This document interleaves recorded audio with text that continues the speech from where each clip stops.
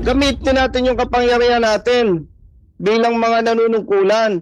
Proteksyonan po natin, Mr. Chair, yung mahihirap nating mga kababayan. May power tayo eh. Alam ko, kaya natin eh.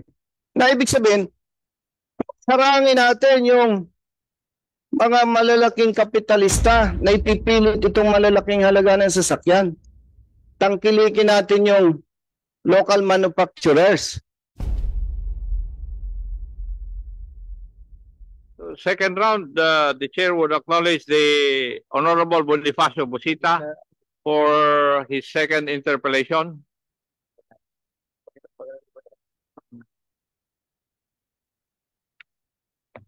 Thank you, Mr. Chair, for the second round. Magandang hapon po sa ating lahat. Mr. Chair, balikan ko lang po yung sa based on a sample amortization schedule submitted by the LTFRB. Sinasabi po dito na ang monthly amortization is 35,527 kung ang unit cost is 2.45 million pesos. And hindi po napabilang dito kung magkano yung monthly amortization kung ang unit natin pinag-usapan, which is imported vehicles, 2.8 million. That's why, Mr. Chair, kinalculate ko po. And based on that, I come up with the amount of 40,000 pesos and 602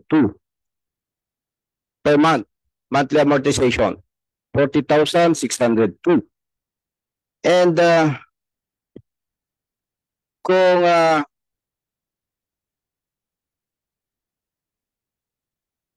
yung pong locally manufactured vehicles ang ating gagamitin, modernized and compliant, those are requirements ng DOTR, which is more than 1 million only. Ang monthly amortization po nito is 17,000 pesos only. Maitanong ko lang, Mr. Chair, we, especially LTFRB, as public servants, kung kayo po ba ang nasa posisyon ng driver, mas pipiliin ninyo yung 2.8 million pesos na magbayad ka ng monthly amortization na 40,000 pesos or mas pipiliin mo yung modernized vehicle by Francisco Motors na 17 lamang ang monthly amortization mo, Mr. Chair? Sir, mas pipiliin po natin kung ganun yung mura na sasakyan tulad noong binibigyan ng Francisco Motors, which is only about 980,000. Yes, agree. Mr. Chair, di po ba compliant naman yung design na minamanufacture ng Francisco and other local manufacturers? Compliant sa requirements ng DOTR? Yes or no? Wala pa naman pong sinasubmit formally. Meron ng presentation na ginawa po sa amin with Secretary Bautista. Yun lang naman po. Pero wala pa pong ethic papers na ibigay po sa amin, which we will submit to the DTI for approval para may pumasa po sa Philippine National Standards. Mr. Chair, ilang taon na po itong ating modernization program? I think it started in 2017. So more than almost 6 years. Yes, Mr. Chair. So nakakalungkot, Mr. Chair, kasi kung ako po nasa posisyon ng LTFRB, bakit hanggang ngayon parang hindi na-consider ang local manufacturers? Consider ang sinasabi po ninyo na hindi ninyo masagot kung compliant or whatever. So consider, sir, in fact 58% ng mga modern units being used are by local manufacturers. So ibalik ko lang, Mr. Chair. We have the data with us. Ibalik ko lang po doon sa last response sa LTFRB chairman. So compliant itong mga ito, local manufacturers. Tama, mali po. Yes, Mr. Chair. So compliant, kung sila po ay compliant, Mr. Chair, ever since, alam niyo po, Mr. Chair, tayo kapag may na-receive na information, nailig tayo sa chismis eh. At yan po ay inaaral natin, yung iba't ibang information. And aside from those informations na nare-receive natin, when we are here, dito sa ating hearing ngayon, ang nakikita ko, ang pinupus ng LTFRB, Wala natin. particularly itong Region 6, itong imported vehicles. Why, Mr. Chair? Sa Iloilo po, Iloilo City, may information na meron na po diyang more than 200 imported vehicles at may parating pang 110. So, pagka po titingnan natin yung mga sinasabing may corruption, allegedly, may connivance, Mr. Chair, ang LTFRB and Board of Directors ng kooperatiba, pagka ganun po, parang kahit ayaw kong maniwala, parang gusto kong maniwala. At sinasabi po, hindi inoobliga ng LTFRB na mag-surrender ng prangkisa at mag-member ng kooperatiba. Yes, hindi ninyo inoobliga. Pero, katulad ng deadline po na ibinigay ninyo, hindi nga inoobliga, pero hindi na sila pwedeng magmaneho after January 31. So parang sa salitang kanto, parang niloloko lang natin yung mga maliliit na drivers. And Mr. Chair, with respect to Chairman ng LTFRB, Attorney Guades, kaibigan ko naman to eh. Siguro lang, walang personalan, iba po yung pinagdaanan po ninyo, yung buhay ninyo. Kaya sa inyo, pag pinag-usapan yung 38,000 drivers, parang ang dali-dali nating sabihin na pwede naman silang i-accommodate o maghanap na ibang trabaho. Mr. Chair, gusto ko lang, with respect to Chairman Guades, gusto ko lang po ipalam sa iyo. Sa mahirap na tao, especially, walang pinag-aralan, driver lang, hindi madaling maghanap ng trabaho. At lalong-lalo na po yung tumanda na sa pagmamaneho. And Mr. Chair, kung ang pinag-usapan po natin is around 38,000 drivers, practically, hindi po simple ito. Why? Nalilimutan po natin may pamilya ito eh. Isang araw lang na hindi ito maghanap buhay, damay ang pamilya nila na mapiperwisyo, magugutom. And Mr. Chair, maybe beyond the topic na ito, pero gusto ko po sabihin sa ating lahat, sa ating bansa, iba ang sitwasyon. Pag professionals, businessmen, ang anak, isa, dalawa. Pero pag maliit na manggagawa, ang anak, 5, 10. Ito. Meaning, kung ito po ay 38,000 drivers, ordinaryong manggagawa, more or less 200,000 po ang nakataya dito. So, kung hindi po natin talaga suportahan ang local manufacturers at mas sinusuportahan pa natin ang malaking mga kapitalista nag-import ng mga sasakyan,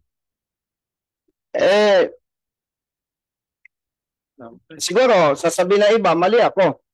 Pero parang itinutulak natin na gumawa ng masamang trabaho itong mga drivers na madi-displace. And Mr. Chair, yes, I agree. Hindi pwedeng i-push ng LTFRB yung ating gusto. Pero may kapangyarihan po kayo kung talagang gusto ninyo yung dedikasyon, pagmamahal sa mahihirap nating mga kababayan. And Mr. Chair, kaya paulit-ulit kong binabanggit po ito yung monthly amortization, which is more than 40,000 pesos for 2,800,000 unit cost. Eh hindi naman po drivers yung hindi lamang Mr. Chair, drivers yung ating papahirapan dito. Kung hindi ito ma-address properly, milyon-milyon nating mga kababayan. Why? Saan po dadakutin ng mga drivers? Akala ko nga, masyadong exaggerated yung computation ko. Pero yung expert dyan, may experience, sabi niya, more or less, 8,000 ang dapat na target. So meaning, Mr. Chair, kung malalim natin itong titingnan, malaking problema ito. Hindi ito magpapahirap sa mga drivers and their families. Magpapahirap ito sa milyon-milyon sa ating mga kababayan, mga maliliit na manggagawa. Why? Saan kukunin ng mga drivers yung kanilang panghulog? Natural. Sa mga pasahero. And Mr. Chair, katulad po ni Mr. Chair, matagal na tayo sa government service. Hindi na tayo kahapon lang ipinanganak. Pwedeng sabihin natin ngayon, no, exaggerated si Congressman Busita. Sasabihin niya more or less 40 or above 40 yung magiging pasahe o yung fare sa mga dito, sa mga public utility vehicles. Pero once na nandyan na yan, helpless na po yung maliliit nating mga kababayan. Eh, yun nga po si Mr. from, sino ba yun? Yung umiyak kanina. Nag-cooperate sila dahil may tiwala sa LTFRB. The problem is, inabuso naman sila ng corporations. Correct ba yun? Oh, nag-cooperate, may tiwala. Ngayon, sila pa yung may kaso. Ilang counts of kanaping 38 counts. Pagmamalasin itong mga ito, makukulong pa. Dahil walang abogado, walang kakayahan. So, Mr. Chair, napaka ganda ng modernization program. Unfortunately, nagagamit pa ito para lalong magpahirap sa ating mga kababayan. One, yung amount. Para natin silang inuhulog sa bangin na magsasakripisyo sila, wala silang pwedeng ipagyabang na kanila yung sasakyan. Then, kayod marino sila. Dugo at pawis. Kikita yung mga kapitalista. And again, Mr. Chair, hindi ko sinasabing lahat. There are board of directors ng kooperatiba na makakapagsamantala dyan. So magagamit ito. So ang punto naman po dito, Mr. Chair, may option pa eh. Gamitin natin yung kapangyarihan natin bilang mga nanunungkulan. Proteksyonan po natin, Mr. Chair, yung mahihirap nating mga kababayan. May power tayo eh. Alam ko, kaya natin eh. Na ibig sabihin, sarangin natin yung mga malalaking kapitalista na ipipilit itong malalaking halaga ng sasakyan. Tangkilikin natin yung local manufacturers. Dahil po, sa pag mababaw mong titingnan, parang ang pinag-uusapan lang natin dito, Mr. Chair, yung mga drivers operators.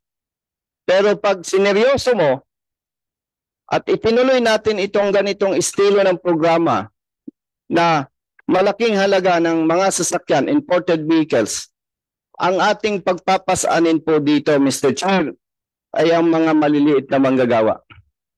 Like sa isang pamilya, kung yung pamasahe mo ngayon is around 15 pesos at hindi na ito maharang, umabot sa 40 pesos, eh kung apat kayo sa isang pamilya, 40 times 4, that is 160 pesos times 2, that is 320. Eh, ilang kilong bigas na yon? Paglilinaw lang po sa lahat, hindi po tayo kumukontra sa Public Utility Vehicle Modernization Program. Napakaganda po nito, sobrang ganda nito. Pero wag po tayong umayag na magamit ito para lalong maghihirap ang ating mga kababayan. Again, Mr. Chair, tayo po ang nasa posisyon para proteksyonan ang mga maliliit na manggagawa. Sila po masasacrifice dito. Dahil walang ibang pagkukunan para bayaran yung monthly amortization plus management fees, facilities, and others expenses. So, yun lamang po, Mr. Chair, and on behalf of our kababayan, Mr. Chair, nagpapasalamat po tayo kay Speaker, Honorable Martin Romualdez, dahil nagkaroon ng ganitong investigation. Dahil kung hindi, wala, tuloy-tuloy na. And of course, papasalamat din po tayo sa ating Honorable Chairman Akop na talagang seryoso na yung hinihimay. And may mga listahan pa nga ako dito, kaya lang nabanggit na ni Chairman Akop na hindi ko na kailangan ulitin pa. So ang hiling lamang po natin, Mr. Chair, on behalf of our kababayan, ay maharang ito na maipush ng ilang mga nanunungkulan na sinasabing may connivance with the board of directors of some cooperatives na hindi dapat mangyari ito. Kasi po, tayo ang mag-aangat, tayo rin ang maglulubog sa ating mga kababayan. Huwag tayong mangarap ng mamahaling sasakyan dahil aminin po natin, mahirap pa tayo. So, Mr. Chair, yun lamang po at sana naman ay, and we hope na ito naman ay ma-address talaga at yun naman ang intention ng ating House Speaker, Honorable Martin Romualdez, na matiyak na hindi maabuso, hindi mapapagsamantalaan ang mahihirap nating mga kababayan. So on behalf of Motorists Nationwide and my partner, Attorney Rose Gutierrez, nagpapasalamat po tayo at naimbestigan ito. Marami na po ang naghihirap, marami na umiiyak at pag nagkamali tayo, siguro hindi dapat sabihin bilang anak mahirap, pag nagkamali po tayo magtutulak sa ating mga kababayan para maging kriminal. Dahil walang pamilyado na papayag na mamatay ang kanyang pamilya na dilat ang mata. Kaya dapat maging maingat po tayo dito. Yun lamang po, Mr. Chair. Maraming salamat. Thank you.